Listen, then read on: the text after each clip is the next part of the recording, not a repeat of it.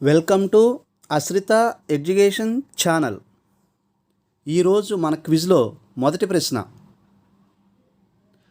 మానవ చరిత్రలో తొలి గ్రంథంగా దేనిని భావించవచ్చు?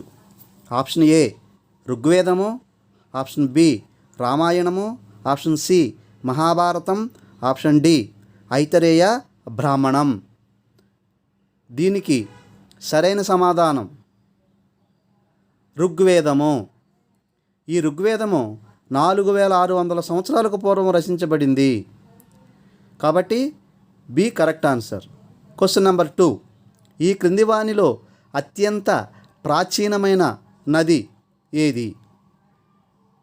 అంటే వయసులో బాగా పెద్దదైన నది ఈ క్రింది వానిలో ఏది? గంగా నది, బ్రహ్మపుత్ర నది, గోదావరి నది, సింధు నది.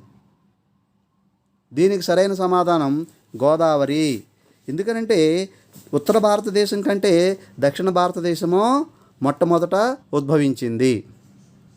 క్వశ్చన్ నెంబర్ 3, ఏ నదిని దక్షిణాపదము లేదా దక్షిణ భారతదేశానికి ఉత్తర సరిహద్దుగా భావిస్తారు? ఆప్షన్ ఏ యమునా నది, ఆప్షన్ బి నర్మదా నది, ఆప్షన్ సి తపతీ నది, ఆప్షన్ డి గోదావరి నది. దీనికి సరైన సమాధానం నర్మదా నది.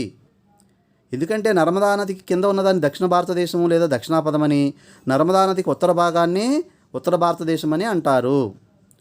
నెక్స్ట్ క్వశ్చన్, ఈ క్రింది వానిలో ఏ నదిని మహిష్మతి నదిగా పిలుస్తారు? ఆప్షన్ ఏ యమునా నది, ఆప్షన్ బి నర్మదా నది, ఆప్షన్ సి తపతీ నది, ఆప్షన్ డి కృష్ణగంగా. దీనికి సరైన సమాధానం ఆప్షన్ బి నర్మదా నది. నర్మదా నదిని పౌరాణికంగా మహిష్మతి నది అని పిలుస్తారు. Next question number 5, Periplus of the Erythraean Sea అనే గ్రంథమును రచించిన వారెవరు? Option A Ptolemy, option B Herodotus, option C అజ్ఞాత గ్రీకు నావికుడు, ఆప్షన్ డి ప్లీనీ.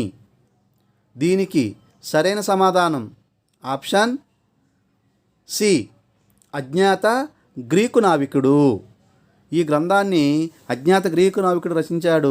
ఎర్ర సముద్రంపై దినచర్య అనేది దీని అసలు పేరు. క్వశ్చన్ నెంబర్ 6, కృష్ణానది ముఖద్వారం సమీపము నుండి అనేక దేశములకు నౌకలు వెళ్ళేవని తన గ్రంథములో వ్రాసిన వారు ఎవరు? Option A Thucydides, option B Herodotus, option C Ptolemy, option D Pliny. దీనికి సరైన సమాధానం టాలమీ. టాలమీ ఒక భౌతిక శాస్త్రవేత్త. ఈయన ఆంధ్రుల గురించి కూడా భారతదేశం గురించి కూడా రచించారు. నెక్స్ట్ క్వశ్చన్ నెంబర్ 7, ఈ క్రింది వానిలో ఏ నది భిన్నమైనదో గుర్తించుము? Option A Godavari, option B కృష్ణానది, ఆప్షన్ సి గంగా నది, ఆప్షన్ డి నర్మదా నది. దీనికి సరైన సమాధానం ఆప్షన్ డి నర్మదా నది. ఎందుకంటే గోదావరి, కృష్ణ, గంగా ఇవి తూర్పు వైపుకు ప్రయాణిస్తే నర్మదా నది మాత్రం పశ్చిమానికి ప్రవహిస్తుంది. క్వశ్చన్ నెంబర్ 8, విజయనగర సామ్రాజ్యం ఏ నదీ తీరాన విలసిల్లినది? ఆప్షన్ ఏ కావేరీ నది, ఆప్షన్ బి తుంగభద్రా నది, ఆప్షన్ సి నర్మదా నది, ఆప్షన్ డి కృష్ణా నది. దీనికి సరైన సమాధానం ఆప్షన్ బి తుంగభద్రా నది. తుంగభద్రా నదికి దక్షిణం వైపున విజయనగర సామ్రాజ్యం విలసిల్లినది. నెక్స్ట్ క్వశ్చన్, శివసముద్రము అనే జలపాతం ఏ నదిపై కలదు?